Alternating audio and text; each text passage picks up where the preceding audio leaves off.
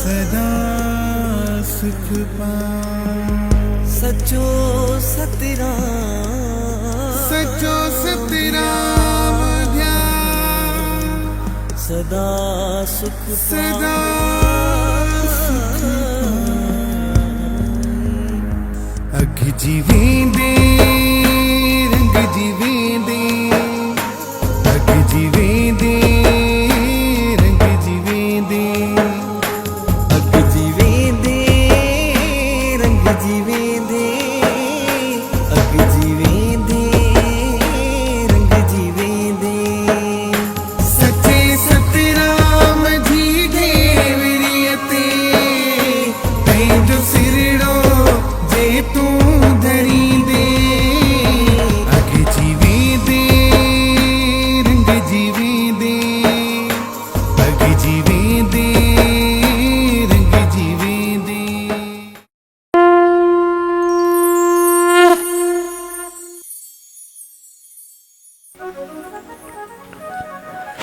साचो सतराम।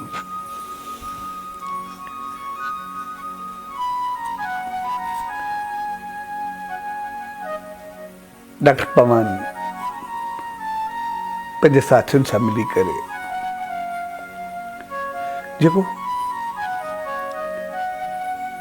ही सच्चे साईं जो जीवन दर्शन या शिक्षा संदेश आशीष रहमत ऐं समझ भरियो संदेश हर एक ताईं पहुंचाइण जी कोशिश कई आहे।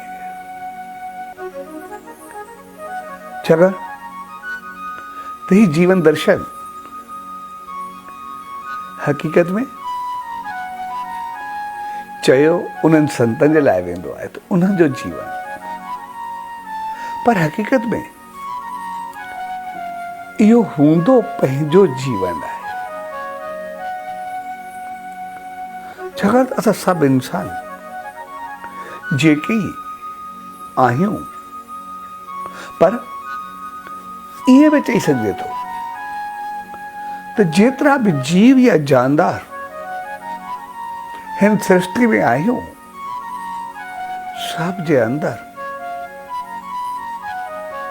मालिक जी रहमत भरियल हूंदी आहे, पर इंसान सब खां श्रेष्ठ या उत्तम मञियो वेंदो आहे। पर असल चीज इहा हूंदी आहे त इंसान उत्तम तॾहिं थी सघंदो जॾहिं उन में इंसानियत हूंदी ऐं माण्हू उन मान खे पाए तॾहिं सघंदो जॾहिं मंझसि माणपो हूंदो। ऐं इंसान हमेशा बहितर ॾिसंदो, सोचींदो या करण जी कोशिश कंदो आहे। इन करे जीवन खे पंहिंजी इंसानियत यादि रहे, इन करे असां ॾिसंदा त नाला बि अहिड़ा हूंदा आहिनि। नालो कंहिंखे असां मनु चवंदा आहियूं त कंहिंखे मनोहर। मनु जो मक़सदु हूंदो आहे जेको मानव हुजे, इंसान हुजे, माण्हू हुजे, जंहिंमें उहा ऊचाई हुजे। ऐं मनोहर जो मक़सदु हूंदो आहे ख़ूबसूरत, वणंदड़, यानी जेको असांखे एट्रैक्ट करे, कशिश करे। तंहिंजे करे इंसान त असां सभु आहियूं ऐं मालिक असांखे इंसान बनाए करे मोकिलियो आहे। असां पैदाइश ई इंसान आहियूं, उन चङाई सां असांखे भरे करे मोकिलियो आहे। पर कुछ कर्मनि कुछ संगत, कुछ माहौल, कुछ चाहत, कुछ स्वार्थ ऐं कुछ पंहिंजी मनमानी जे करे कुछ कमियूं अची वेंदियूं आहिनि। ऐं उहे कमियूं असांखे अहिड़ो त घेरे करे रखंदियूं आहिनि जो असां उन्हनि कमियुनि खे ई पंहिंजो सम्झी करे वेही रहंदा आहियूं ऐं पंहिंजो पाण खे भुलिजी वेंदा आहियूं। पर कमियूं असांखे यादि हूंदियूं आहिनि। जॾहिं त कढणियूं असांखे कमियूं आहिनि, पर असांखे लॻंदो ई आहे त शायदि असां कमियुनि खां पाण कढूं था। हाणे समझ जी ॻाल्हि आहे, जेकॾहिं असां कमियुनि खां पाण खे कढंदासीं त पोइ असांखे यादि रखणु खपे कमियूं रहिजी वेंदियूं, असां न हूंदासीं। पर हक़ीक़त में असांखे कमियूं कढणु खपनि जी असारूं। असांखे अवगुण पंहिंजे अंदरि मां कढणु खपनि त पोइ त असां गुणवान आहियूं। पर असां भुलिजी कढंदा अवगुण आहियूं, पर चवंदा आहियूं गुण कढी छॾियासीं, इन करे असां रहिजी वेंदा आहियूं। जीअं असां ॾिसंदा आहियूं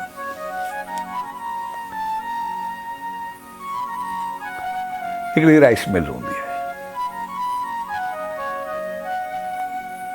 चवंदा आहियूं चांवरनि जी छड़ाई थिए थी, ऐं केतिरा दफ़ा मुंहिंजो राइस मिल ते वञणु थींदो आहे। या केतिरा दफ़ा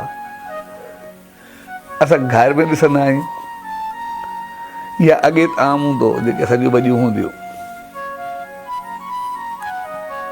उहे अन मुंहिंजा कुझु कढंदियूं रहंदियूं त चवंदासीं भई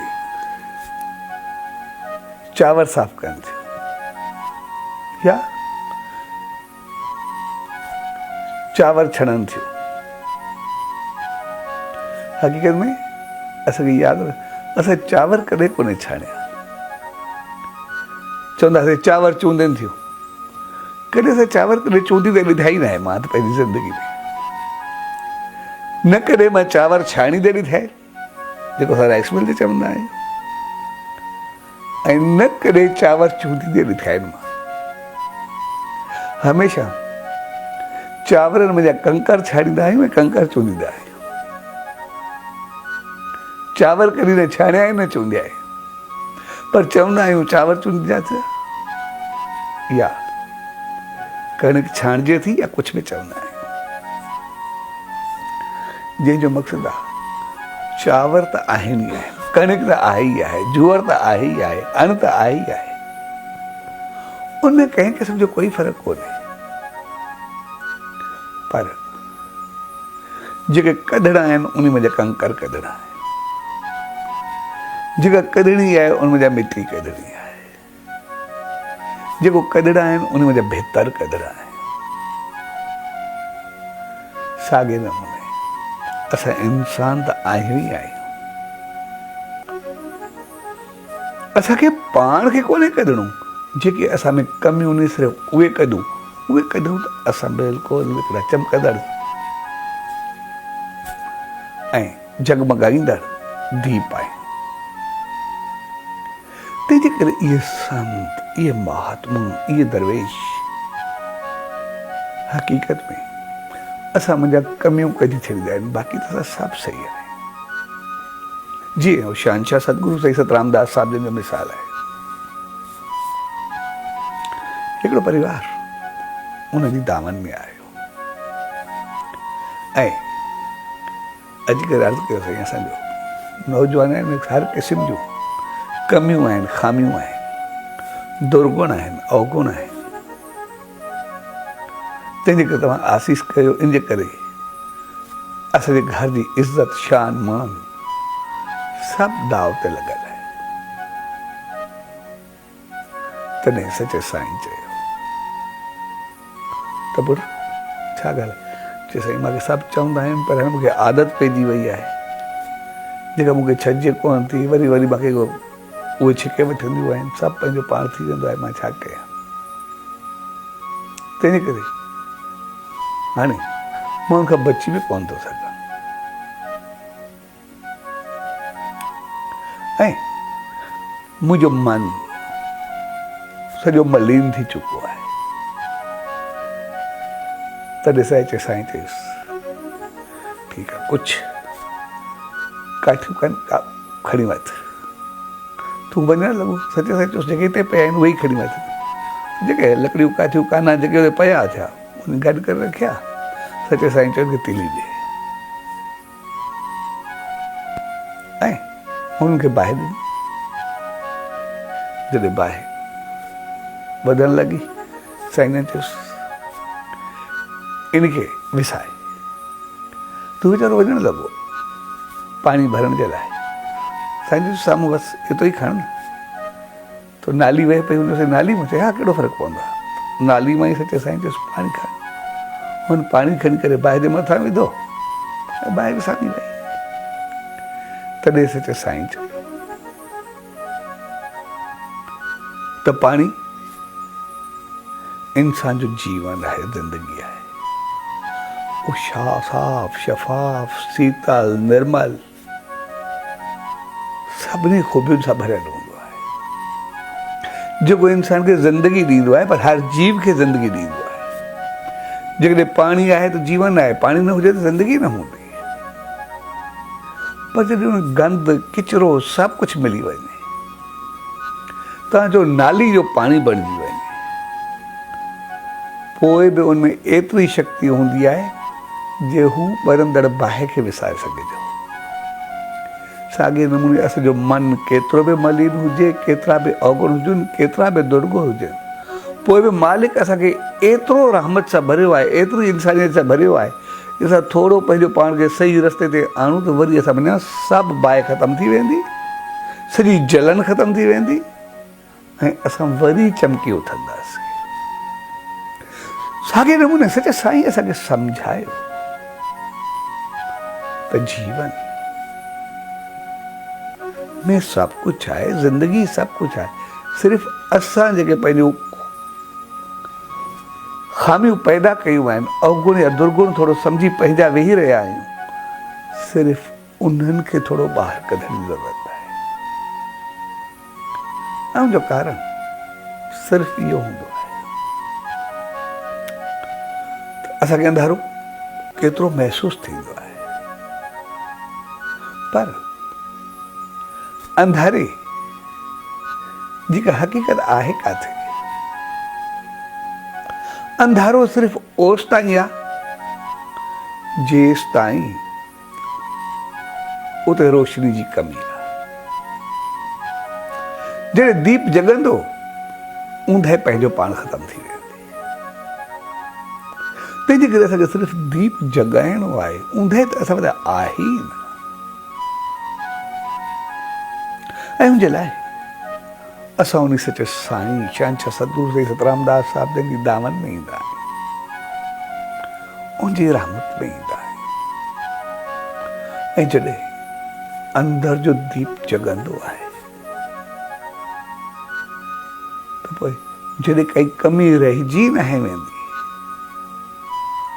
त पोइ जंहिंमें काई कमी न हुजे, सभु कुझु संपन्न हुजे, उहो हिकिड़ो परमात्मा जो ईश्वर हूंदो आहे।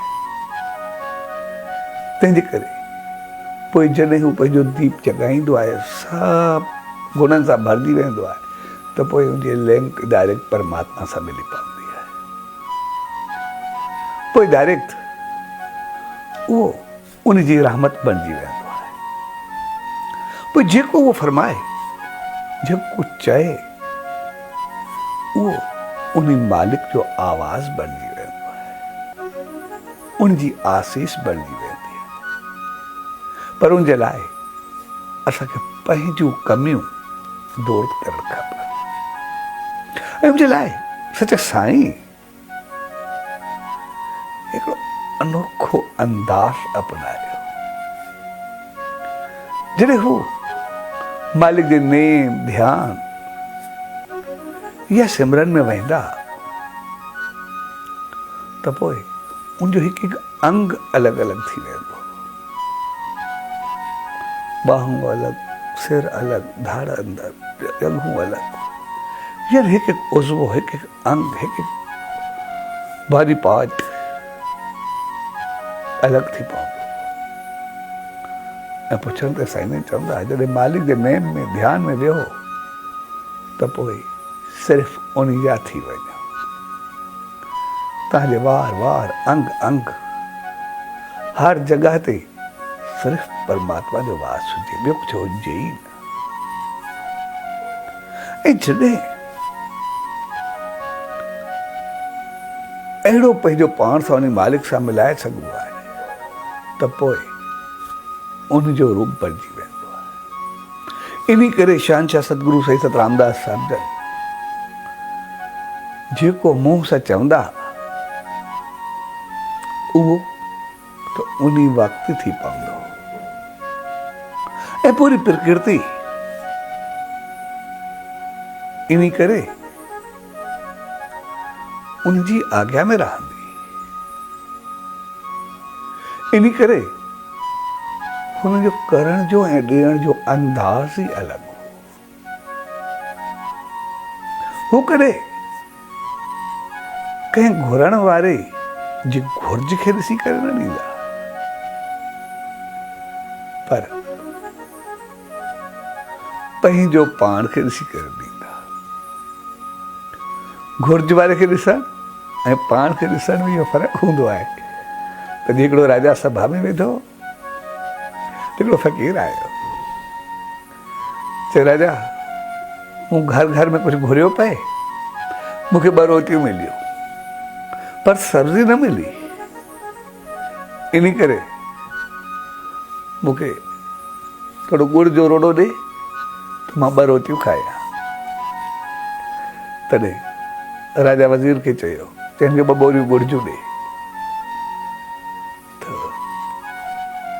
वज़ीर चयो साईं 2 रोटियूं नी, थोड़ो टुकुर गुड़ जो खपंदो अथसि। तॾहिं राजा चयो 4 बोरियूं ॾे। जो सही तव्हां सम्झो नथा, हुनखे सिर्फ़ु थोरो गुड़ जो टुकुर खपंदो आहे। तॾहिं राजा चयो हिनखे 8 बोरियूं ॾे। वज़ीर चवण वरी चवंदो ॿियो 16 चवंदो तंहिंखां 8 ॾेई जाइनि छॾाया। जॾहिं 8 बोरियूं ॾिनियूं ऐं सभा पूरी थी, जॾहिं अंदरि आयो त वज़ीर चयो साईं ईअं त पोइ राजा ई हलंदी, हुन वीचारे टुकुर घुरियो तव्हां हुनखे बोरियूं ॾेई छॾियो। तॾहिं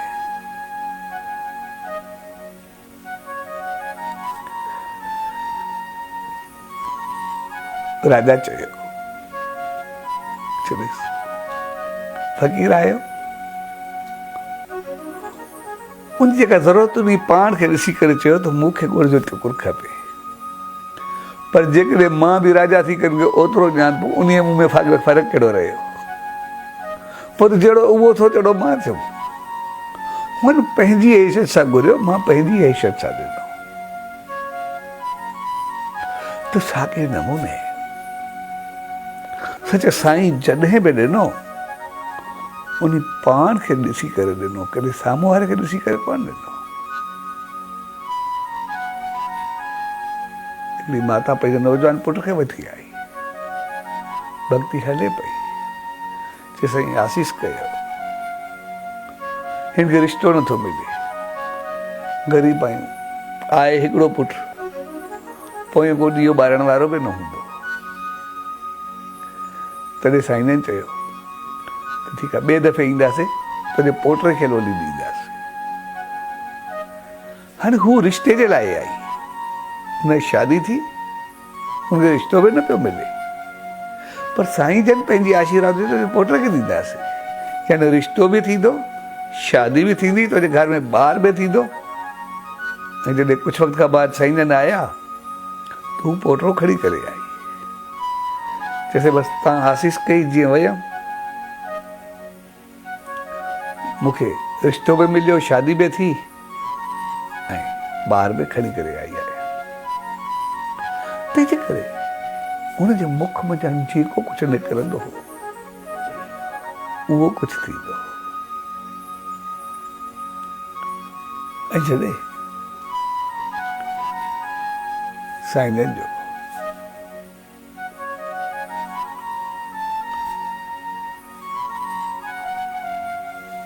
लोही पासे वञणु थियो त पहचान प्रोग्राम त थी वई, पर पोइ आई त सही त पाणी जो अभाव आहे। अॻे छा पाणी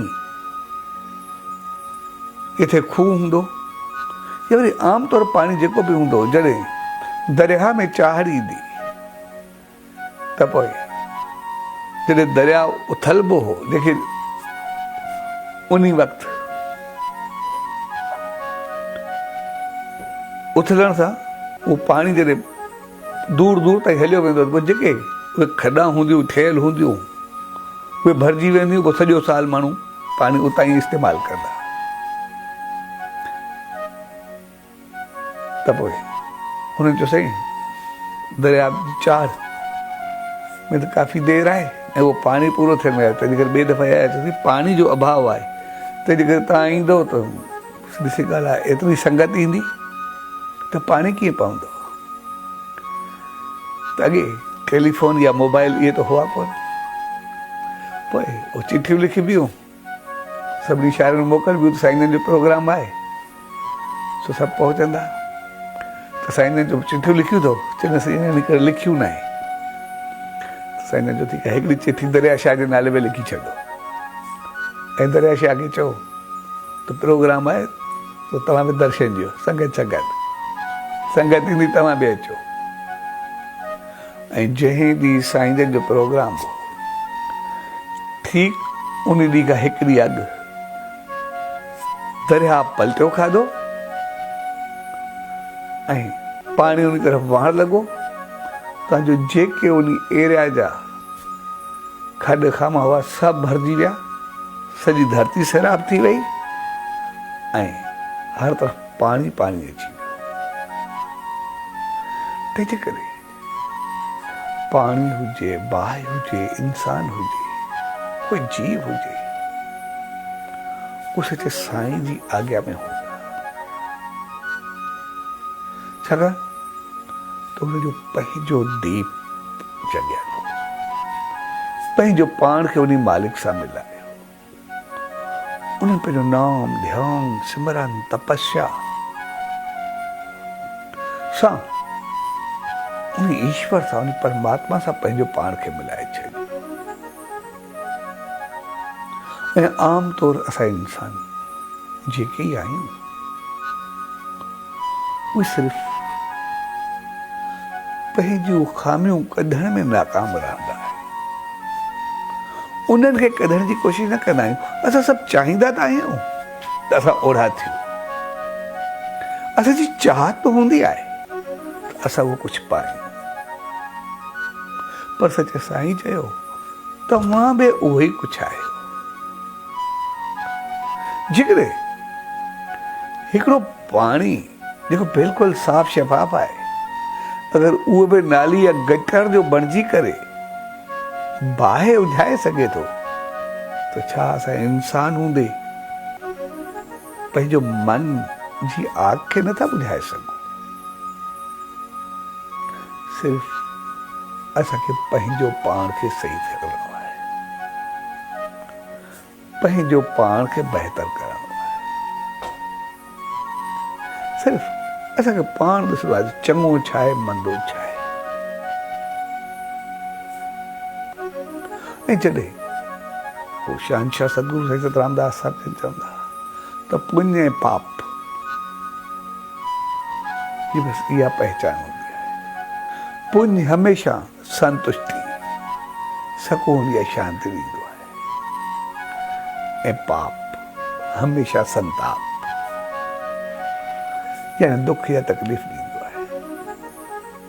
पुण्य कंदे असांजो अंदरि ऐं ॿाहिरि ख़ुशी सां भरिजी उथंदो आहे ऐं पाप कंदे असांखे अशांति परेशानी ख़ौफ़ या पंहिंजो अंदरि खाईंदो आहे। त जॾहिं सचे साईं जो वास्तो उन ईश्वर उन परमात्मा सां उन सां तंहिंजे करे उनजो आवाज़ बणिजी वेंदो त पोइ इहो आवाज़ जेको ई निकिरे उहो ईश्वरी आशीर्वाद बणिजी वेंदो। तंहिंजे करे साईं जन जेको कुझु चवंदा उहा धरती पावन थी वेंदी। उहो आवाज़ साम्हूं वारे खे ऊचाई ॾेई छॾींदो। जिते वेंदा उहा धरती सभागी बणिजी वेंदी। जीअं साईं जन मुरादाणनि जे ॻोठ में विया, शाम जो टाइम हो, हिकु वण जे हेठां वेठा, सॼी संगत वेठी, नेम ध्यानु कयऊं। त पोइ प्रोग्राम पूरो थियो त साईं जन त हलिया आया। उन शहर में हिकिड़ो शख़्स रहंदो जंहिंखे सभु बदबख़्त ऐं मनहूस चवंदा हुआ, छाकाणि जेको ई कमु करे उहो सदाई उबतो थींदो, क़िस्मत सदाई टुटल हूंदी आहे। त उन शख़्स सिर्फ़ु जंहिं वण जे हितां वेही करे साईं जन नेम कयो, उतां हिकिड़ो शातीर खणी करे उनखे पंहिंजो हिकिड़ो कमिरो ठाहिणो नंढो, उनजो कपे करे पंहिंजे कमरे में विधो। जंहिं ॾींहुं उहो कमिरो हुन ठाहियो, उन ॾींहुं खां उनजो भाग वधणु शुरू थी वियो। जेको ई कमु करे, जिते वेहे, उनखे भाग तरक़ी शुरू थी वई। जॾहिं साईं जन जंहिं वण जे हेठां वेठा, उन वण जे पतनि ऐं शाहतीर में बि एतिरी रहमत भरिजे त पोइ जॾहिं असां जी दामन में वेही करे नाम ध्यानु सिमरन जी यादि में वेहींदासीं, असांजे जीवन में केतिरो फ़र्क़ु ईंदो। तंहिंजे करे उनजी जेका बि हिकु हिकु जॻह, हिकु हिकु वाक, हिकु हिकु वचन, उहो सभु भाॻनि भरियो, उहो सभु आसीस भरियो, उहो सभु रहमत भरियो हूंदो आहे। ऐं उनखे दर्शाइण जे लाइ जेका ही प्यार, सिक, श्रद्धा भरी हिकु भेंट करण जी कोशिश या भावना पेश कई पई।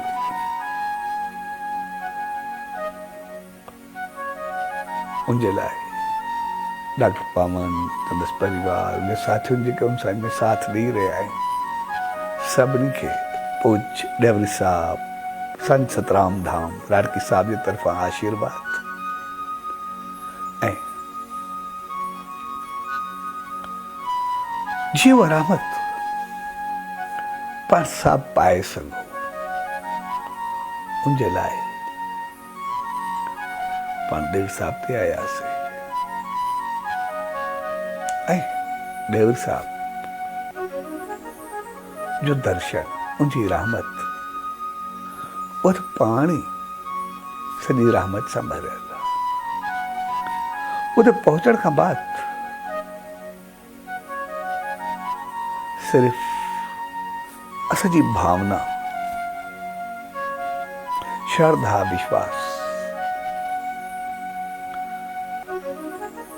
उहा हुजे, बाक़ी सभु कुझु पंहिंजो पाण थींदो आहे। असांजी भावना न बि हुजे, पोइ बि उहो त ॾेई छॾींदो आहे। बेशक असांजी भावना न हुजे, जीअं सचे साईं जो मिसाल आहे।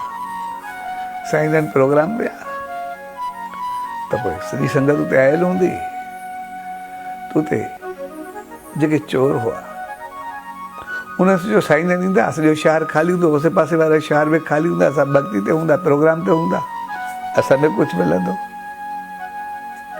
त हुन चयो ठीकु आहे, पाण खे भक्ति ते न आहे हलणो, पाण में सलाह कयूं, बाक़ी वञनि पोयों पाण खे हथ हणंदासीं। त हुन चोरनि में हिकिड़े चयो, जंहिंमहिल पाण बि हली करे ॾिसी ईंदासीं उते कहिड़ा कहिड़ा आया आहिनि, जेके उते हूंदा उनजे घर में हलंदासीं, छाकाणि त घर ख़ाली हूंदा। हिकिड़े चयोसि जेको चोरनि जो वॾो, चयो न सचे साईं जे तरफ़ न आहे हलणो, छाकाणि त उते जेको वेंदो आहे उनजो दर्शन थींदो आहे, उनजो सॼी मन साफ़ थी वेंदो आहे। तंहिंजे करे वरी चोरी न रहंदी जेकॾहिं उते हलंदासीं। त हिननि सभिनी वाइदो कयो त असां हुते प्रोग्राम न वेंदासीं, हिते रहंदासीं। जॾहिं उहो चोरी लाइ तयारु थिया, अञा थोरो टाइम पियो, त हुन में हिकिड़ो चोर निकिरी करे कॾहिं दर्शन कयो कोन्हे, तंहिंजे करे सिर्फ़ु वञी करे ॾिसी त अचूं, सिर्फ़ु ॾिसी करे अचूं था, वरी चोरी ते वेंदासीं अची। पोइ जीअं आयो सिर्फ़ु परे खां दर्शन कयईं ऐं वापसि वञणु लॻो। जीअं वञणु लॻो त उनखे पेर खे थाॿो आयो ऐं किरियो, तंहिंजे करे पेर में थोरो फ्रैक्चर अची विया ऐं उनखां बाद उनखे भक्ति ते विहारियो ऐं आख़िर में घर पहुचाया। त जेके चोर न आया, उन्हनि हिकिड़े सेठ जे घर खे खाट रही ऐं उतां काफ़ी कुझु हथु कयो। जॾहिं सुबुह जो सेठ घर विया, हुन ॾिठो त घर में सॼी चोरी थियल आहे, त हुन हिकदमि पेर खणण वारा घुराया, पुलिस खे चयो। त हुननि जेका ई जांच कई, कुझु बि थियो त चोरनि ताईं पहुतो आहे, सभिनी खे खणी करे चङे नमूने मार बि मिली, सामान बि सॼो वापसि थियो। ऐं हुननि चोरनि ॿुधायो त असां आहियूं, असां सां गॾु हिकिड़ो ॿियो चोर बि आहे, उनजो नालो खयो। जॾहिं उनखे सॼो वियो त उनजी जंग भॻली, थोरी मोचाए हली। त जेको सेठ जो पुटु चयो, इहो चोर कीअं, इहो त सचे साईं जी भक्ति वियो, इनखे मां पाण खणी करे मूड़े ते विहारियो, इहो त चोर आहे ई न।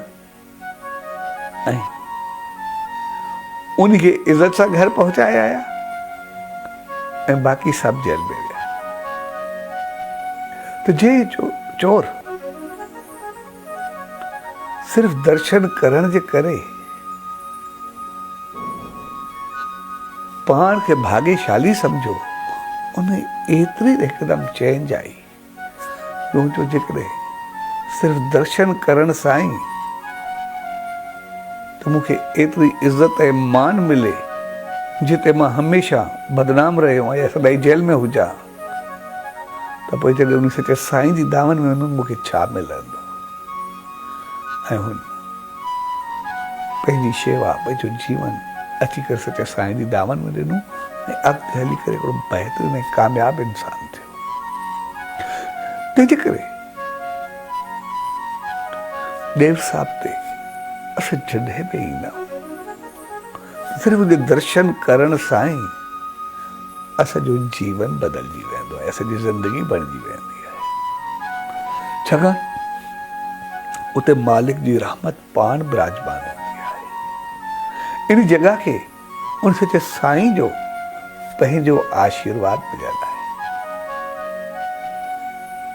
जॾहिं सचे साईं उतां गुज़रिया त उते ख़ूबसूरत गुल हुआ। त साईं जन मुस्कुराया त कंहिं चयो तुंहिंजे गुल ख़ूबसूरत आहिनि, माहौल ख़ूबसूरत आहे, हरियो भरियो आहे, तंहिंजे करे हिते जेको बि ईंदो अॻिते हली करे उहो सदाई मुस्कुराईंदो ऐं हरियो भरियो ऐं जीवन मुंहिंजो सदाई बहकंदो रहंदो ऐं मालिक जी रहमत खे पाईंदो रहंदो। ऐं पोइ जॾहिं साईं जन जी उते देव साहिब स्थापन थी रही हुई, उन गंगा जल की जरूरत हुई। तो गंगा जल उसे पास में मौजूद न हो, तब भगत साहब साईं कंवराम चयो, चई जिते सचे साईं जो वास हूंदो आहे, उनजी रहमत हूंदी आहे, गंगा त पंहिंजो पाण प्रगट थींदी आहे। ऐं जीअं ई जॻह खे साफ़ कयऊं त हिकदमि खीर जी लहर, गंगा जी लहर लाड़ उहा उतां वही निकिती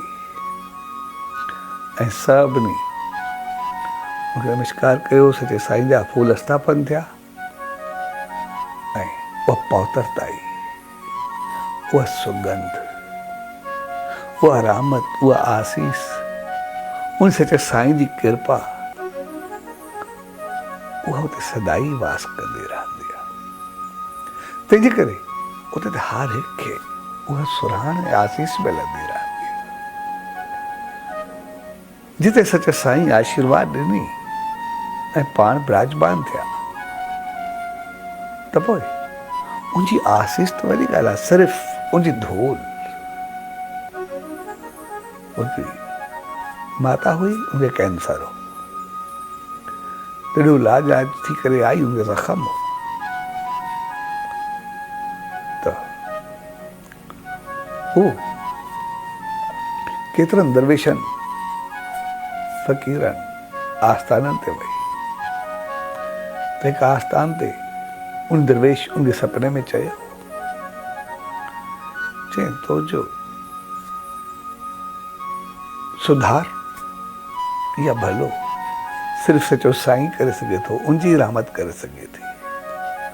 तंहिंजे करे मूं में इहा न आहे त मां तुंहिंजो दुख या कष्ट उहो कटे सघां, पर जी धूल में ई एतिरी रहमत आहे जे तुंहिंजो कष्ट त कटे पर तोखे तारे छॾे।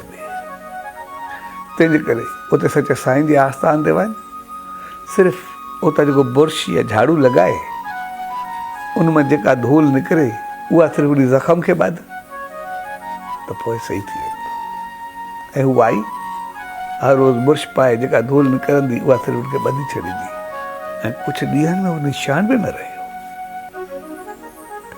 तंहिंजे करे उन सच्चे साईं जी रहमत, उनजी आसीस, उनजी कृपा, उनजी करुणा उहा त उते सदाई वसंदी रहंदी आहे। पर असल चीज़ हूंदी आहे असांजो विश्वास ऐं यकीन, असांजी भावना ऐं चाहत असां जहिड़ी बि रखंदासीं। तंहिंजे करे असांखे यादि रखणु खपे, जॾहिं बि उन सच्चे साईं जे नज़दीक वञूं, उनजे आस्थान ते या नेम में, ध्यान में, छाकाणि नेम ध्यान में वेहण बि उन सच्चे साईं जे नज़दीक वञण, उनजे वेझो अचण, त उन वक़्तु असांजी सोच बहितर हुअणु खपे, उन वक़्तु असांजा वीचार बहितर हुअणु खपनि।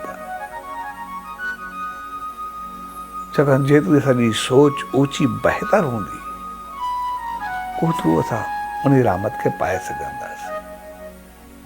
असां ॾिसंदा आहियूं कॾहिं उन सच्चे साईं जे द्वार ते वेंदा आहियूं, कॾहिं वेंदा बि न आहियूं, असां दूर हूंदा आहियूं, सिर्फ़ु उतां चाहत रखंदा आहियूं त मुंहिंजी ही इच्छा पूरी थिए, उनखां बाद में दर्शन करणु वेंदुसि या ही शेवा कंदुमि, कुझु बि असां ॾिसंदा आहियूं। हाणे समझ जी ॻाल्हि आहे, असां जीअं बिज़नेस कंदा आहियूं, हक़ीक़त में हिकिड़ो कारोबार कयूं था, भई जेकॾहिं मिलियो त असां ईंदासीं, न त न ईंदासीं। मुंहिंजो कमु थियो त मां शेवा कंदुसि, न त न। ऐं असली ज़रूरत या चाहत बि अहिड़ी हूंदी आहे जेका अणथिड़ी हूंदी आहे, छाकाणि जेका थी न सघंदी आहे उहो त असां घुरंदा आहियूं, थियण वारी चीज़ त असांखे पाण खे मिली वेंदी आहे, पाण ई करे वठंदा आहियूं। कॾहिं उहो बिल्कुलु नामुमकिन हूंदी आहे, पर असां ॾिसंदा आहियूं उतां वेही करे जेको घुरंदा आहियूं या चाहत रखंदा आहियूं उहो कुझु असांखे उते ई मिलंदो आहे। अञा आयासीं बि न, दर्शन बि न कयोसीं, कोई पंहिंजी शेवा बि अर्पण अञा कोन कईसीं, असांखे अॻु में ई मिली वियो। पर कंहिं टांगे या रक्शे या गाॾी वारे खे ॾिसंदा आहियूं, रोज़ केतिरा दफ़ा ईंदा रहंदा आहिनि, त पोइ ओढ़ाई रहंदा आहिनि। फ़र्क़ु छा आहे? फ़र्क़ु सिर्फ़ु इहो हूंदो आहे त जेको रोज़ टांगे या रक्शे वारो ईंदो आहे या गाॾी वारो ईंदो आहे, उनजी चाहत हूंदी आहे बसि मूंखे एतिरो कुझु मिले त मालिक उनखे ओतिरो कुझु ॾींदो आहे।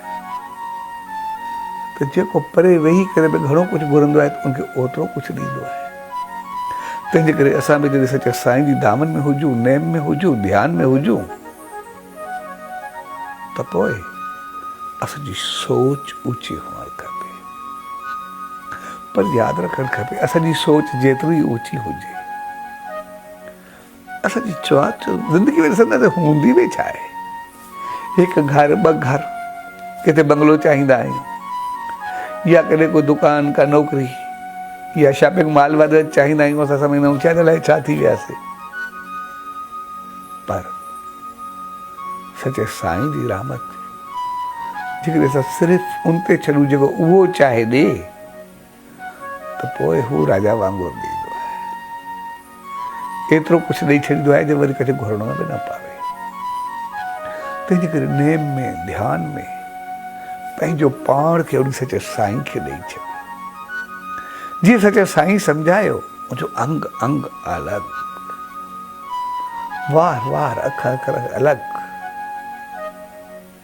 साप उन नेम में, त पोइ ध्यान में असां पंहिंजो पाण खे सिर्फ़ु उन सचे साईं खे ॾेई छॾियूं, त पोइ हू जीवन ऐं जीवन खां अॻिते सभु कुझु ॾेई छॾींदो आहे। तंहिंजे करे असां जॾहिं ॾेव साहिब जे दर्शन ते ईंदा आहियूं या कंदा आहियूं या वेंदा आहियूं, त हक़ीक़त में असांजा कष्ट ऐं कर्म कटे करे असांखे नोभ नो बढ़ाए छॾींदो आहे। ऐं कष्ट ऐं कर्म कटण जो मक़सदु आहे त कष्ट ऐं कर्म हमेशा कंहिं पाप, गुनाह या ग़लतियुनि जे करे हूंदा आहिनि। मक़सद ते पहुचण खां बाद असांजा गुनाह ऐं कष्ट कटिया त हाणे वरी असांजी ज़िंदगी पुण्य ऐं सवाब वारी शुरू थी वञे, बहितरी ऐं चङाई वारी शुरू थी वञे। हाणे असांजो वास्तो उन सचे साईं सां हुजे। हाणे ऊंदहि मिटी उजालो थियो, छाकाणि ऊंदहि एसि ताईं हुई जेसि ताईं उजालो न हो। उजालो आयो, ऊंदहि पंहिंजो पाण ख़तमु थी वई। ऊंदहि जो त कोई अस्तित्व, कोई हक़ीक़त हुई बि न, सिर्फ़ु उजाले जो अभाव हो, कमी ही। उजालो आयो, ऊंदहि पंहिंजो पाण ख़तमु थी वई। असांखे चांवर या कणिक न सुहिणी आहे, उहा न छाणी आहे, पर असांखे कंकार छाणणु आहे। असांखे बहितर कढणु आहे, यानी पंहिंजूं कमियूं, पंहिंजा अवगुण, पंहिंजा दुर्गुण दूर करणु आहे। ऐं उहे अची करे असां उन सचे साईं जी दामन में वहींदा, उते अची करे पाईंदा। ऐं जीअं ई उतां थोरो अॻिते हलंदासीं, ॾेढ सौ गज ते वेहण जी जॻह आहे। ये जगह तो वाह उत्तम जगह है, जिते साईं जन पंहिंजो आख़िरी लाफानी संदेश ॾिनो। जॾहिं साईं जन संसार छॾे रहिया हुआ, त सभिनी अर्ज़ु कयो, साईं कीअं थींदो, असां कीअं हलंदासीं। भगत साहिबु चयो, साईं हिन वक़्त ताईं असांजो जीवन तव्हांजी रहमत सां गुज़रियो, अॻिते छा कंदासीं। तॾहिं साईं जन पंहिंजो कमीस लाहींदे, पंहिंजा जेके कपिड़ा हुआ, सामान हुआ, सभु दान कंदे चयो, ऐं कफ़न घुरायो। ऐं कमीस लाहे कफ़न ॾेखारींदे चयो, कमीस ऐं कफ़न ॿई कपिड़े जा हूंदा आहिनि, ॿई तन ओधण जे कमु ईंदा आहिनि, पर ॿिन्ही में फ़र्क़ु सिर्फ़ु एतिरो आहे त कमीस खे जेब थींदी आहे, कफ़न खे खीसो न थींदो आहे। ऐं जेब हमेशह खाॿी तरफ़ दिलि जे मथां हूंदी आहे। जेकॾहिं लोभ, लालच, हवस, चाहत, मनमानी, सार, जलन जी जेब दिलि जे मथां अची वई, त पोइ दिलि ढकिजी वेंदी आहे। पर जेकॾहिं इहा जेब न हुजे, त पोइ सिर्फ़ु मालिक जी रहमत ऐं प्यार वसंदी आहे। तॾहिं सचे साईं चयो, जेकॾहिं लालच, लोभ, साड़, हवस, जलन जी जेब उहा लाहे छॾियो, त पोइ मां सदाई तव्हांजी दिलि में रहंदुसि। ऐं उहो सचो साईं त सदाई असां वटि आहे ई आहे। सिर्फ़ु असांखे थोरा कंकर भीतर दूर करणा आहिनि, पंहिंजो पाण खे साफ़ करणो आहे। ऐं उता थींदे वरी जिते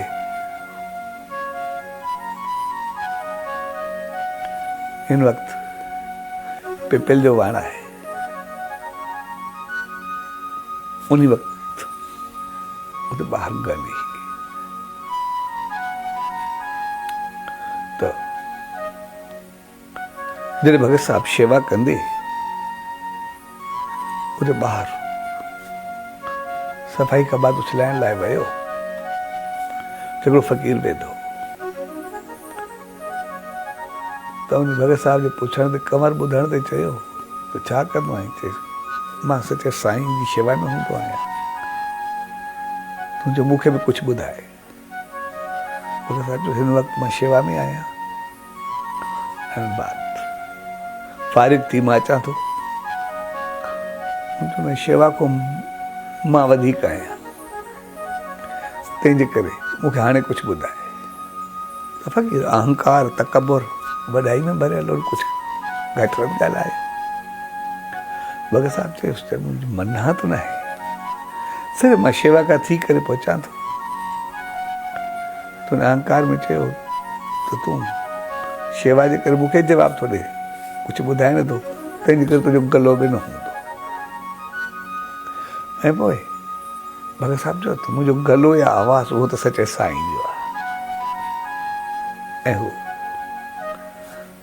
अंदरि अचण लॻो त ख़्यालु आयुसि त फ़क़ीर चयो गलो न हूंदो त हुन थोरो आवाज़ कढी ॾिठो त वाक़ई आवाज़ हुनजो ॿिहिजी वियो।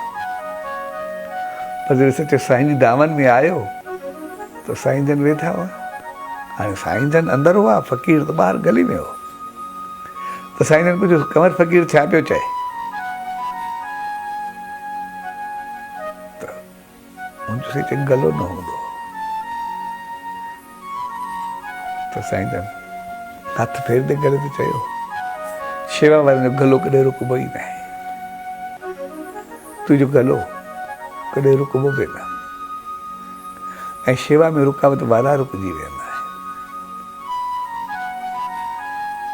ऐं फ़क़ीर क्रोध कावड़ जोश में जॾहिं कुझु कुझु ॻाल्हाईंदो अॻिते पियो वधंदो वियो त जेको ॿाहिरि मेन गेट आहे जीअं थोरो अॻिते वधियो, हेॾो त क्रोध ऐं गुस्से में भरियल हो, कुझु जो कुझु ॻाल्हाईंदो पियो वञे त उते कोई नांग पियो। हिनखे क्रोध में नांग ॾिसण में बि कोन आयो, नांग ते पेर पियो, हुनखे डंग हयूं ऐं उते तड़फी तड़फी पूरो थी वियो। चवण जो मक़सदु, नांग जो मक़सदु पाप हूंदो आहे, गुनाह हूंदो आहे। जॾहिं इंसान साड़ क्रोध जलन में हूंदो आहे त उनखे पाप पुञ जो पतो बि कोन्हे पवंदो, ऐं पोइ उनजो पेर सिधो पाप ते हलियो वेंदो आहे ऐं पाप जे डंग में पंहिंजो पाण ख़तमु थी वेंदो आहे। तंहिंजे करे जीवन में सचे साईं चयो दिलि खे साफ़ रखो, यानी साड़ क्रोध हसद जलन खां दूर रहो, न त अहंकार तकबुर तव्हांखे पाप ते पाप कराए में पंहिंजे पाप में पाण ख़तमु थी वेंदासीं। पर न्यास निवड़त ऐं शेवा ऐं भाव उन सचे साईं जी रहमत हूंदी, सचे साईं जी शेवा में रहंदासीं तो कोई रोके न सघंदो। जीअं सचे साईं चयो तुंहिंजो गलो सदाई वधंदो रहंदो। ऐं हक़ीक़त में जॾहिं भगत साहब सखर में प्रोग्राम पे कयो तो उन वक़्तु उनखे बुखार, ज़ुकाम, डबल नमूनिया, एतिरी त तबीयत उनजी ख़राब हुई जो उथण बि न पियो पहुचे। डॉक्टर ने मना की सही, बाहर बि न निकितो। तबीयत भगत साहब जी ॾाढी ख़राब हुई। तो भगत साहब पंहिंजा माण्हू मोकिलिया जेसिताईं भक्ति शुरू कयो। पर जॾहिं अमृत वेले तो भक्ति जी महल थी, भगत साहब उथियो तो सभिनी चयो साईं तव्हांजी तबीयत एॾी ख़राब आहे, तव्हां उथी न सघंदा। भगत साहब चयो प्रोग्राम बि उन सचे साईं जो दर जो ॾिनल ऐं मां बि उनजो गलो बि उनजो, इन करे आवाज़ बेशक मुंहिंजो नथो हले पर गलो त उन्ही जो आहे न, उहो उनजो कमु आहे, सचे साईं जो उहो ॼाणे। ऐं जॾहिं भगत साहब पंडियाल में पहुतो ऐं सचे साईं खे यादि कंदे उन पहिरियों सलोक ऐं आलाप ॾिनो त पोइ गलो त खुलियो पर दुख बीमारी जेका बि उहा त वेंदी रही ऐं भगत साहब मुसलसल तक़रीबन 8 कलाक ॻाईंदो रहियो ऐं जेका संगत आई सभिनी खे उन सचे साईं जी रहमत पहुचाई। हुन चयो गलो बि हुनजो मां बि हुनजो, मां आहियां काथे। जॾहिं हुन पंहिंजो रखियो ई न थोरो साफ़ थी वियो, हुनजा जेके कंकर हुया सभु दूर थी विया, उहो पंहिंजो पाण खे चमकायो थियो। तंहिंजे करे असां जॾहिं हुन सचे साईं जी दामन में ईंदा आहियूं त पोइ असांखे यादि रखणु खपे कॾहिं बि शेवा में किथे बि रुकावट न बणिजो, छाकाणि त किथे बि शेवा में रुकावट या आंज बणिजणु उहा ज़िंदगी खे आंजो या रोके छॾींदी आहे। पोइ असांखे पतो न पवंदो असां जेके शायदि कुझु चङाई कयूं था पर पाप ते पाप कंदा वेंदासीं ऐं पोइ पेर नांग ते यानी पाप ते हूंदो जेको असांखे पंहिंजो ई पाप पंहिंजो पाण खे ई खाई करे ख़तमु करे छॾींदो। तंहिंजे करे जीवन खे सदाई शुद्ध ऐं बहितर रखो ऐं जीअं हर जो जीवन सदाई सुखियो रहे। तंहिंजे करे सचे साईं खुही जो निर्माण करायो। सिर्फ खुही जो निर्माण न हो पर उन खुही खे गंगा जी धारा सां मिलाए छॾियो। इन करे कोई गंगा ते न पहुची सघे तो राड़की साहिब में अची करे स्नान करे त पोइ मूंखे गंगा वारो ई कुझु मिलंदो आहे। इन करे केतिरा दफ़ा थियो जेके गंगा ते वेंदा उन्हनि खां उते कुझु रहिजी वेंदो त उन चीज़ हिते मिलंदी हुई, हितां जी चीज़ उते मिलंदी हुई। इहो केतिरा दफ़ा थियो। तंहिंजे करे उन धार उते मिलियल हूंदी आहे, छाकाणि त सचे साईं जी में रहमत भरियल हूंदी आहे। ऐं इन करे सरोवर जे स्नान खे महत्व ॾिनो वेंदो आहे, सरोवर बणायो वियो आहे त जीअं उते सचे साईं जी रहमत पाए असां पंहिंजे जीवन खे बहितर कयूं। उहा धार उहा रहमत असांखे मिलंदी रहे ऐं उतां थींदे असां जीअं ई ॾेर सां वॾियुनि तरफ़ वधंदासीं त विच में माहीवा पवंदो आहे। हक़ीक़त में ॾेर साहिब वॾी ऐं लाड़की साहिब जे विच में माहीवा हिकिड़ो वाह आहे जेको अॻु में हिते वाह न हो, पाणी जी अभाव हो। तॾहिं साईं जन ॾेर साहिबनि तरफ़ छाकाणि तो थिए साईं खोताराम साहिब जन आज सतगुरु खोताराम साहिब साईं जन जे पिता जी उते समाधि हुई, उन तरफ़ वञी रहिया तो मियों फ़क़ीर उते रहंदो हुन झोपड़ी वेठो। हुन चयो साईं पाणी जी कमी आहे, जानवरनि सां इंसान खे बि ॾुखियाई आहे। तॾहिं साईं जन आशीर्वाद ॾिनी त जल्दी पाणी ईंदो ऐं तुंहिंजे नाले ते ईंदो। तंहिंजे करे पूरो वाहत आहे पर माही वाह उन मींहं फ़क़ीर जे नाले ते साईं जन ॾेई छॾियो। तंहिंसां पूरो इलाइक़ो सैराब थियो। त साईं जन जेको मुंहं सां चवंदा हुआ जेको कुझु थींदो उहो आशीर्वाद उन वक़्तु अची वेंदी। उतां थींदे जॾहिं असां ॾेर सां वॾियुनि ते ईंदा आहियूं त पोइ आज सतगुरु साईं खोताराम साहिब जन जी मेन समाधि साईं जन जे पिता सतगुरु उनजी रहमत ऐं इहा उहा जॻह आहे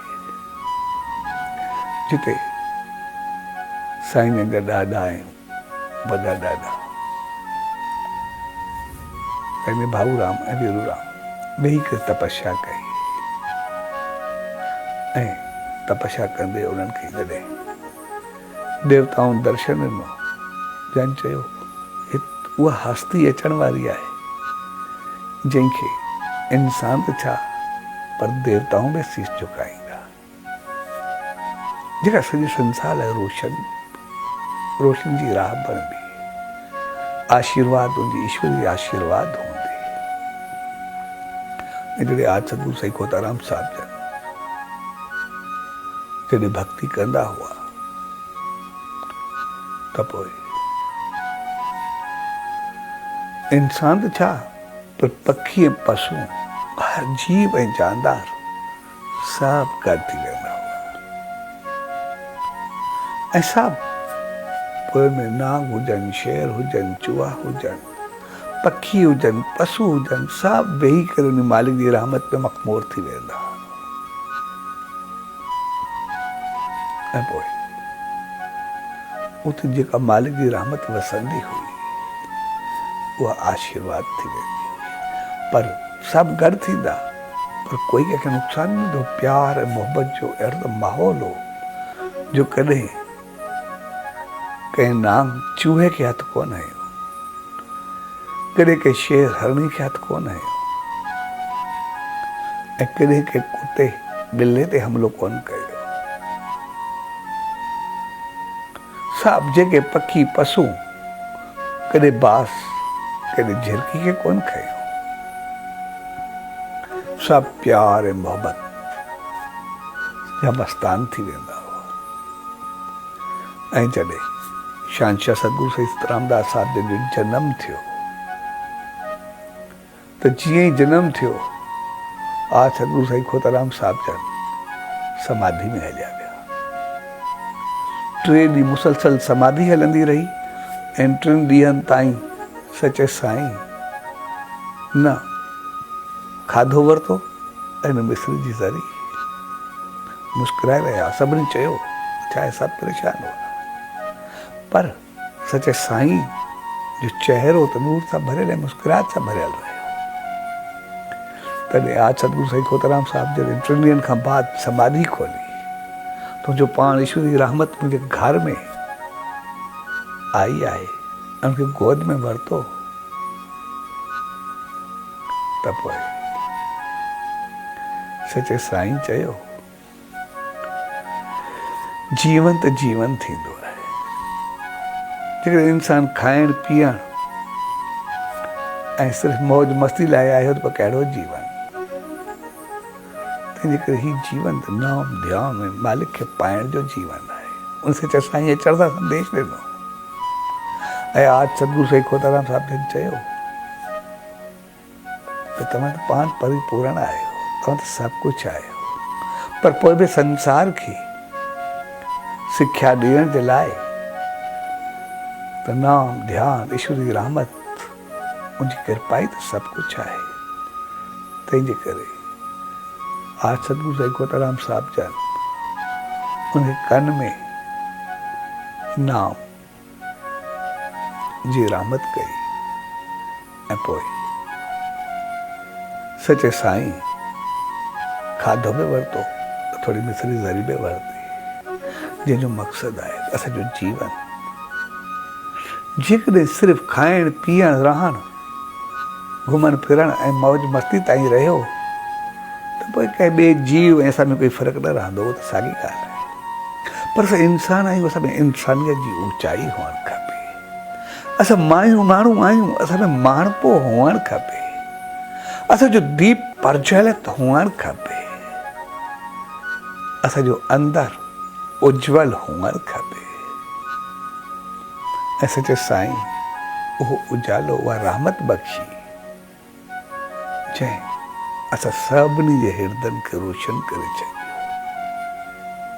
ऐं पोइ जेको खाधो या पीतो कुझु बि हुजे, जॾहिं नाम ध्यान सां ऐं मालिक जी रहमत सां हूंदो, सभु प्रसाद बणिजी वेंदो, जेको सभु सुखनि जो दाता हूंदो, सभु बहितरियूं चङायूं असांखे भरे छॾींदो।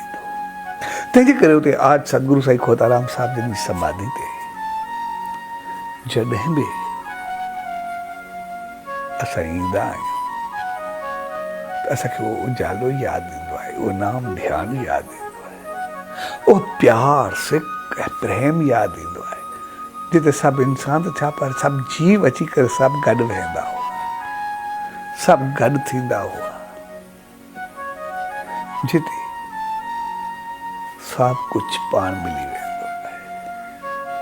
उनजी रहमत असांखे यादि ईंदी आहे त जिते महसूसु थींदो आहे त ताक़त इहा शक्ति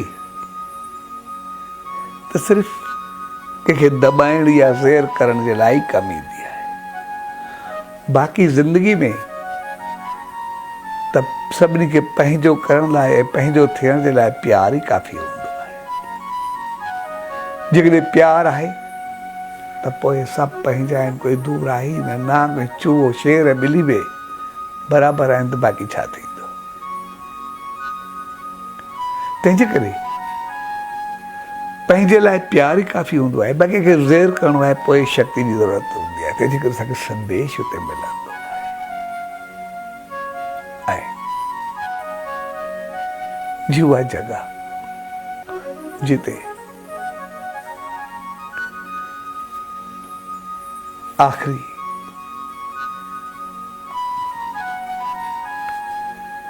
क्रियाऊं कयूं वयूं, उहा जॻह बणियल आहे जिते सच्चे साईं जो आस्थान बणियल आहे। छाकाणि सच्चे साईं जा फूल राड़की साहिब ॾेरसा में आहिनि। उहा जॻह आहे जिते सच्चे साईं जो आख़िरी संस्कार थियो ऐं उहा रहमत भरी जॻह हमेशह रहमत वारी रही आहे। अॼु बि श्रद्धा भाव सां राड़की साहिब में उते जेके रहंदा आहिनि उन्हनि खे केतिरा दफ़ा उन सच्चे साईं जो दर्शन थियो, उनजी रहमत मिली आहे। ईअं त जेको जिते आहे उते दर्शन पाईंदो आहे। उते ख़ासि करे सभु जीव ईंदा आहिनि। राड़की साहिब में हर विस्पतिवार वॾनि ते उते सभु केतिरा ई दरवेश फ़क़ीर संत महात्मा जेके ज़िंदगी में न आहिनि, सिर्फ़ु उहे बि दर्शन जे लाइ ईंदा आहिनि। ऐं केतिरा ई उनजा मिसाल आहिनि, केतिरा उन्हनि जो दर्शन कयो आहे। जेके चवंदा आहिनि सिर्फ़ु दर्शन करणु आयासीं, असांजी ज़िंदगी खां बाद में बि सहारो इहो ई आहे। असां उन्हनि जी रहमत सां जुड़ियल आहियूं। ऐं उते उहा बि जॻह आहे, उहा साॻी जॻह जिते साईं दयालदास, साईं अमोलकदास जेके सच्चे साईं जा फर्ज़ंद हुआ, उन्हनि जो बि आख़िरी क्रियाक्रम उते कयो वियो। जन पंहिंजो जीवन ॾिनो।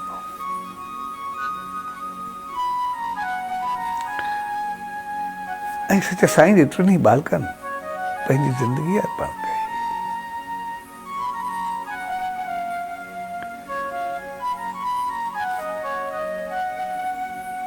ऐं सच्चे साईं जो लाफ़ानी संदेश हमेशह ज़िंदा रखियो, हमेशह बहितर कयो। हिकिड़े ॿार खे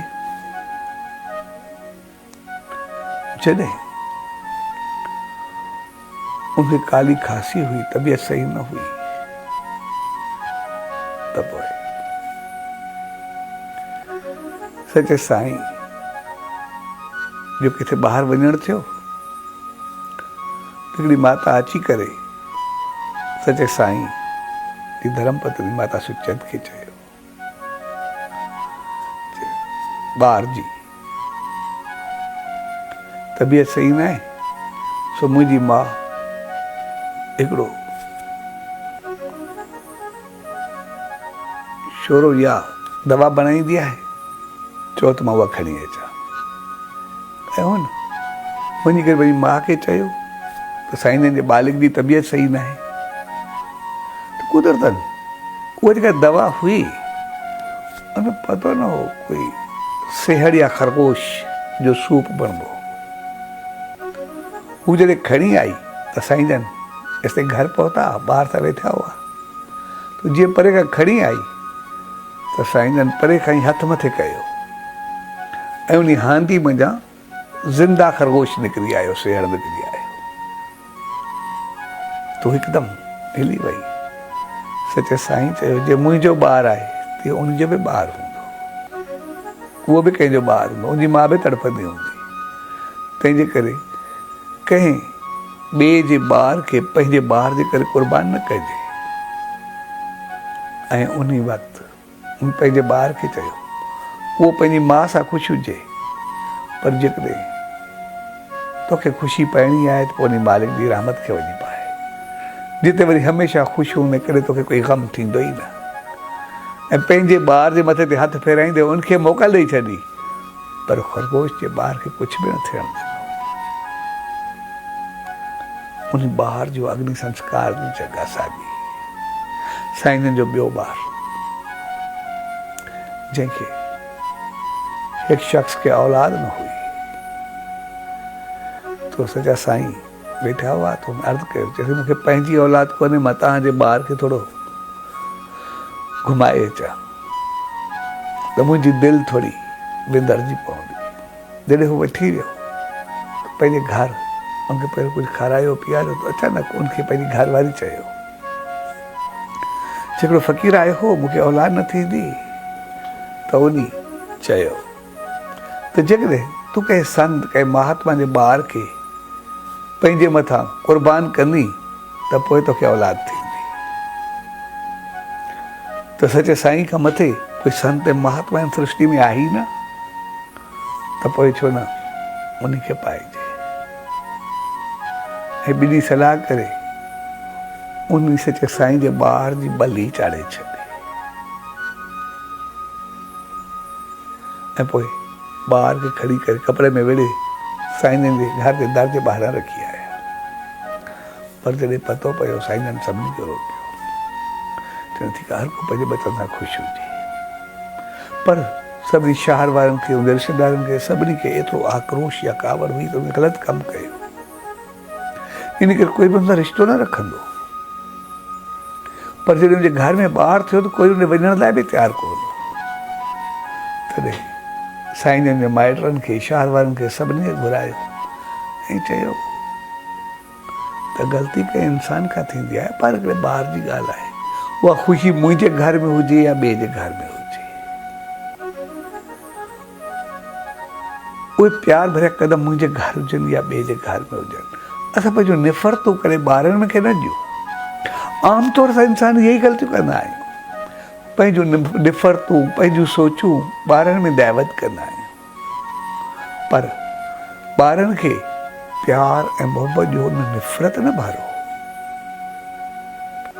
ऐं उनजे घर में ख़ुशी आहे, पर सभिनी खे ख़ुशि थियणु खपे। ऐं उनजे रिश्तेदारनि उनजे साथियुनि शहर वारनि खे सभिनी करे वठी करे पाण उनजे घर में छठी में शामिलु थिया ऐं हिकिड़ो लाफ़ानी संदेश ॾिनो त पंहिंजो निफ़रतूं करे ॿारनि में न भरियो, उनखे ख़ुशि रहणु ॾियो, संसार खे आनंद सां भरियो, ॿिए खे निफ़रत न ॾियो, पर प्यार ऐं मोहबत जो संदेश ॾियो। तॾहिं सचे साईं असांखे संदेश ॾिनो। जॾहिं हुननि सचे साईं जो ॿारु क़ुर्बान कयो त चयूं निफ़रत न भरियो, पर जॾहिं पंहिंजे ॿार जे करे सिहर जो ॿारु क़ुर्बान पे कयो वियो, हुनजो न ॿिए जे बचे ते पंहिंजो बच्चो क़ुर्बान कयो, पर ॿिए जे बचे खे करे क़ुर्बान न कयो। ॿई ऊचा संदेश, ॿई रहमत भरिया आदेश। सो हक़ीक़त में उहा जॻह आहे जिते अहिड़ो त लाफ़ानी संदेश रखियल आहिनि जेके असांजे जीवन खे सजाए छॾनि।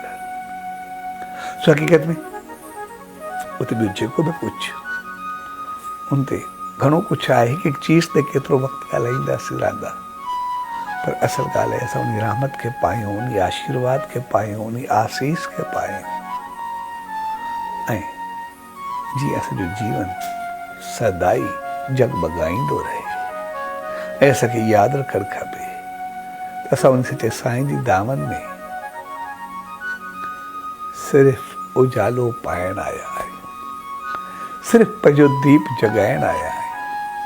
असांखे लॻंदो आहे असांजे जीवन में अंधारो आहे, ऊंदहि सिर्फ़ु इन करे आहे छाकाणि त उजाले जो अभाव आहे, उन जी कमी आहे।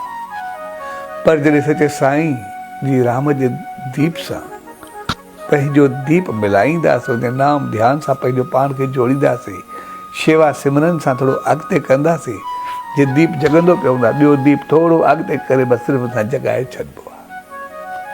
असां बि थोरो सचे साईं जे अॻिते वञी करे पंहिंजो पाण खे सिर्फ़ु थोरो जॻाईंदासीं, सॼी ऊंदहि नाश थी वेंदी। असांजो अंदर में उजालो बणिजी पवंदो, असांजो दीप बि जगमगाइजी उथंदो। ऐं उनजे लाइ असांखे चांवर या कणिक उहा कोन्हे चूंडणी, असांखे सिर्फ़ु कंकर कढी करे उछलाइणा आहिनि। असांखे सिर्फ़ु कंकर छाणणा आहिनि, चांवर छाणणा ई न आहे।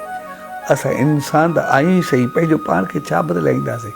सिर्फ़ु जेके कमियूं आहिनि सिर्फ़ु उनखे थोरो पासीरो करे छॾियो। ऐं उन सचे साईं चयो उहा रहमत तव्हांखे मिलियल आहे।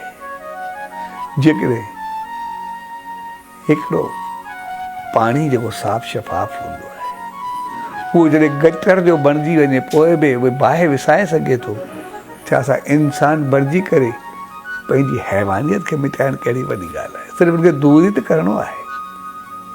अॼु बि असां में ओतिरी शक्ति आहे, सिर्फ़ु पंहिंजो पाण खे थोरो उज्जवल कयूं, साफ़ कयूं, सभु कुझु सही थींदो। ऐं उनजे लाइ पंहिंजो दीप, पंहिंजो उन सचे साईं जे दीप सां थोरो अॻिते वधायूं त सभु कुझु बणिजी पवंदो। सो अॼु जे प्यार भरी घड़ियुनि में पाण सभु गॾु थिया आहियूं, या जेको उन सचे साईं जो जीवन दर्शन, जेको हक़ीक़त में असांजो पंहिंजो जीवन दर्शन आहे, पंहिंजे जीवन खे बढ़ाइण जे लाइ आहे। उनजे लाइ जेको उन सचे साईं जे दर्शन लाइ आया आहियूं, दर्शन जो मक़सदु आहे उन दीप सां पंहिंजे दीप खे जॻाइण आया आहियूं, उन रोशनी सां पंहिंजो पाण खे रोशन करण आया आहियूं, उनजी रहमत सां पंहिंजो पाण खे थोरो बहितर करण आया आहियूं। उनजे नाम ध्यान शेवा सिमरन सां जुड़ी करे असां पंहिंजो पाण थोरो अॻिते वधायूं ऐं उन सचे साईं सां सदाई रोशन रहो।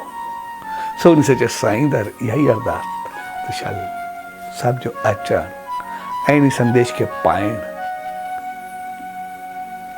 जी रहमत बख़्शे, जीअं असां सदाई उनखे अॻिते वधी सघूं। ऐं इन जीवन दर्शन जे लाइ या जेको ही कुझु सॼो संदेश तव्हां ताईं पहुचाइण जे लाइ जेको डॉक्टर पामान संदसि साथियुनि सभिनी मिली करे कोशिशूं ऐं पंहिंजूं शेवाऊं अर्पण करे रहिया आहिनि। सो उनजे लाइ इहा ई आशीर्वाद त सदाई सुखिया सताबा रहनि। ऐं जेको तव्हां सभिनी लाइ इहो संदेश पहुचाइण जी कोशिशि रहिया आहिनि त जेको जेको इन सचे साईं जी रहमत खे पाए शायदि सदाई वधंदो वसंदो ख़ुशि ऐं ख़ुशहाल रहे।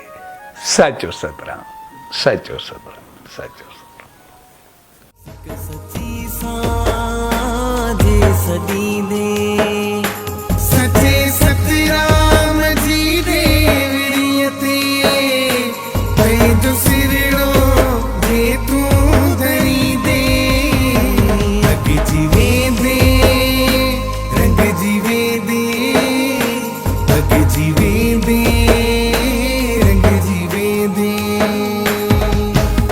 कोहरी शेवा करे कंवर राम बणियो आहे, भक्ति जी शक्ति साईं हू भक्तन जो भगवान बणियो आहे। प्रेमी प्यारा अच तूं बि पंहिंजे सतगुरु दर सीस निमाव ऐं कर शेवा, पोइ ॾिस हू ॾेवरी वारो यार तोखे कीअं रंगे लाल करे माला माल थो करे, माला माल थो करे।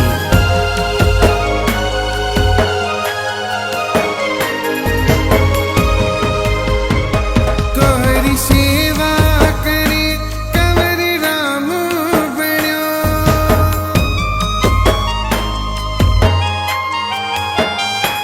कोहरी शेवा करे कंवर राम बणियो, कोहरी सेवा करे कंवर राम बणियो। पंहिंजे सतगुर जे वचन ते पूरो विसाजे तूं रखंदे, पंहिंजे सतगुर जे वचन ते पूरो वेसाजे